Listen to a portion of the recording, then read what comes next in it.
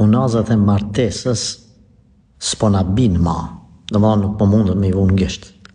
As mua, thot as burrit, edhe kështu që s'po i vendosin ata, çka duhet me ba me ato unaza?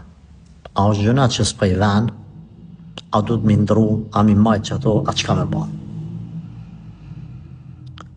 Muj botër, lusë Allah në gjellë që me t'lanë veç me qëtë gajle. Inshallah s'ki gajle tjera.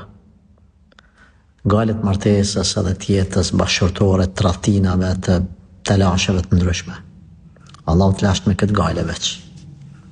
Qka duhesh ban me ato unaza? Absolut s'ka lidhje. Absolut. Nuk lidhet unaza as me fejes, as me martes. Kujdes vetëm bestytnive me mendu se sa ke ato unazë ti, ka me qenë martesa juj e bekume, keni me qenë në një lidhje të mirë.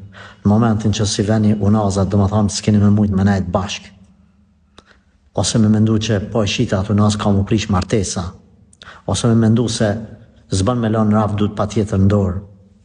Kretë të e në bestytni, kretë të e në bindje të gabuara.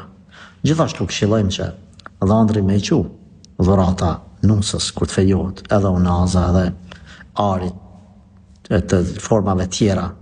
Por pak ma kujdes edhe mos mu ju përngja jo besimtarve në veprimet të cilat i shpikin ata, qoftë në emër të civilizimit, qoftë në emër të fesë, e që në islam as nuk ka hije, as nuk lejohen me i shejtru unazat, me mendu që lidhet fejesa martesa me unazat të tilla.